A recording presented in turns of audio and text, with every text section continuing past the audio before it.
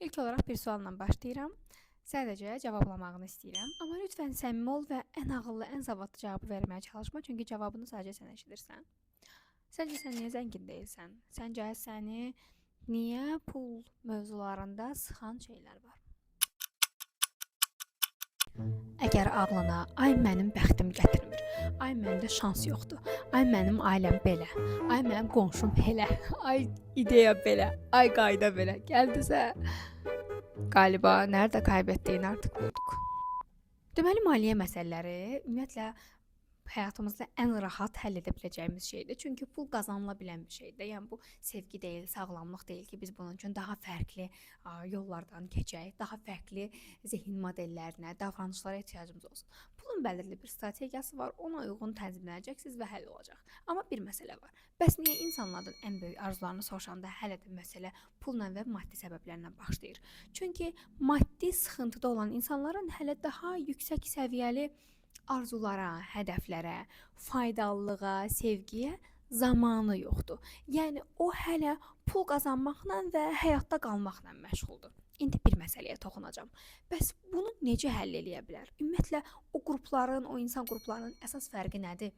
Necə olur ki, bir qrup insan daimi yeni zövqlərə gedərkən bir qrup insan hələ də həyatda qalmanın içində savaşır? Həyatda qalmada savaşan insanlar hələ də alt bilincdə, alt şuurda yaşayan insanlardır. Onları daha çox zehinlərindəki çarpaz inanclar idarə eləyir. Yəni onlar hələ də cəmiyyətin, toplumun, böyüdüyü yerin, travmalarının və s. aldıqları konkret zehin neurosxemlərini hələ də həyatlarında tutub saxlayırlar.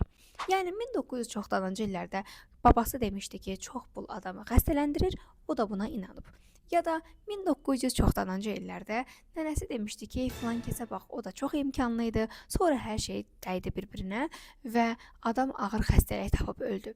Və o da inandı ki, hə, deməli çox pul problem gətirir.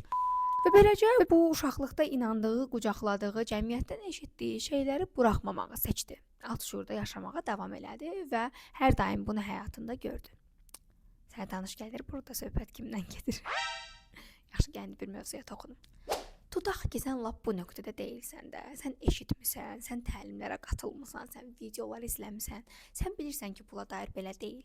Bəs necə dəyişdirim?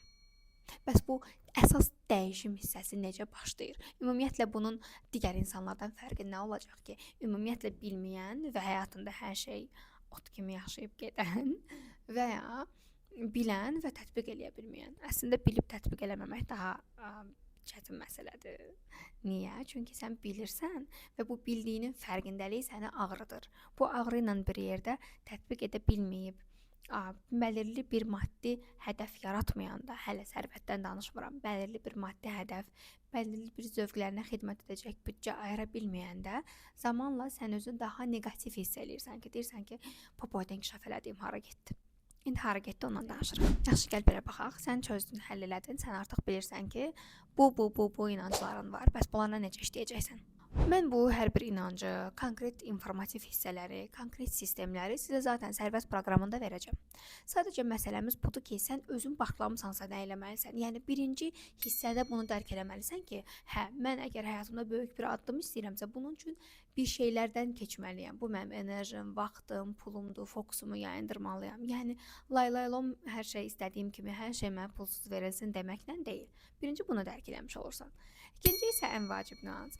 Bunu dəyişdirə biləcəyini qəbullan. Yəni bu fikirləşdiyin kimi deyil ki, ay mən dedim, fərqinə vardım, amma məndə heç nə dəyişmədi.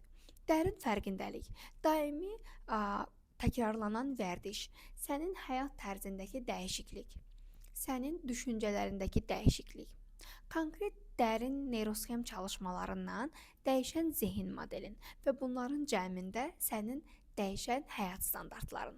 Qulağa xoş gəlir. Amma çox da asan yol deyil. Çünki məsuliyyət tələb eləyir. Çünki davamlılıq tələb eləyir. Düzdür, mən davamlılıq dərdimizi bildiyimə görə, çünki mən özüm də həyatımda çox şey başlayıb yarım qoymaqla məşğul olmuşam, həyatımın maddi sıxıntı yaşadığım dönəmində. Ona görə mən bütün proqramlarımda ertələməyə, disiplinə, davamlılıq zehin modelinə keçidə dair texnikalar var. Təbii ki, bu sərvət proqramında da var. Biz Sərvətdə sizə bonus olaraq bu məlumatları göndərəcəyik. Siz zaten konkret olaraq ertələməni, davamlılığı zehninizə çözəcəksiniz, vərdiş mexanizması formalaşdırmağı öyrənəcəksiniz və bizimlə bir yerdə sərvət yaradacaqsınız.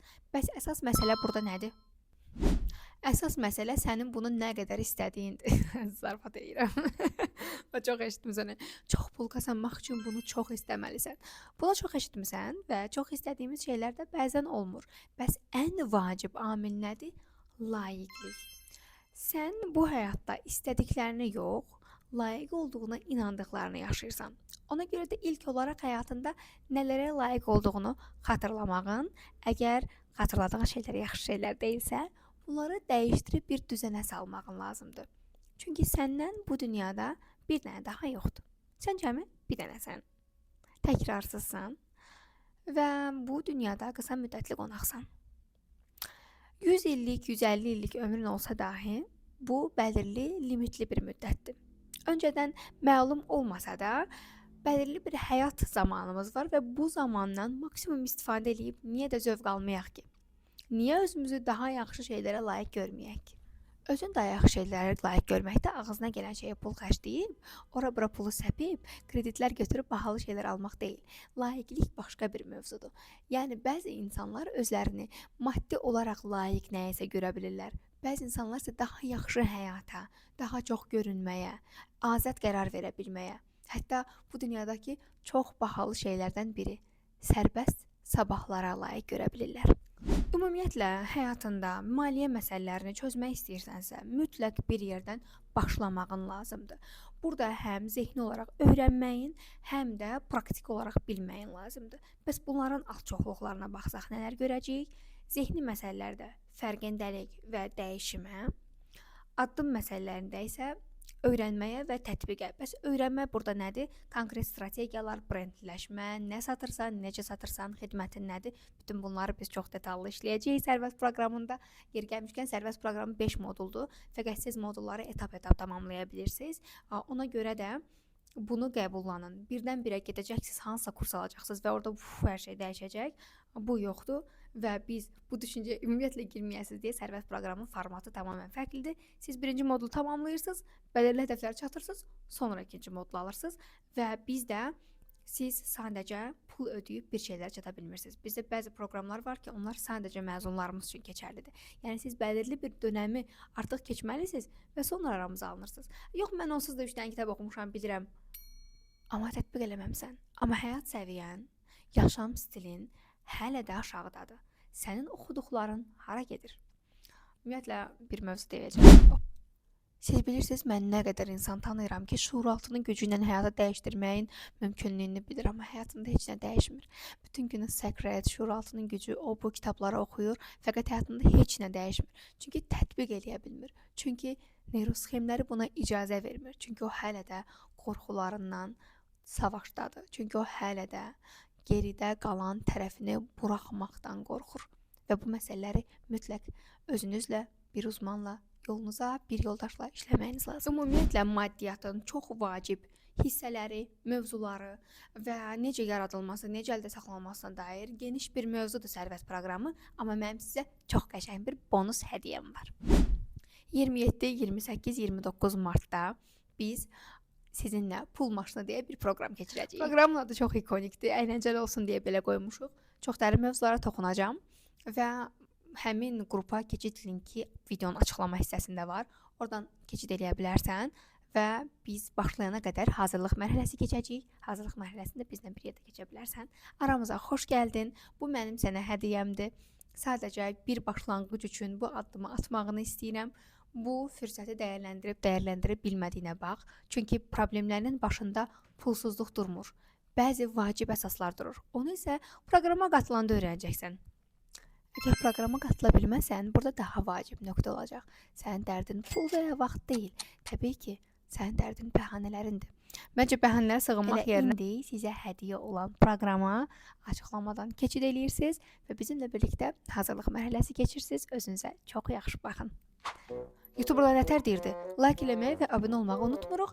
Çünki YouTube'da daha çox kontent çəkə bilməyim üçün motivasiyaya ehtiyacım var. Evet, ocağınıza düşdüm arkadaşlar. Şaka. Çünki daha yaxşı kontent üretməm üçün motivasiyaya ehtiyacım var. Bəli, sevginiz bizim üçün çox dəyərlidir və bu bizi çox qaza gətirir. Ona görə rəylərdə görüşərik. Hələlik.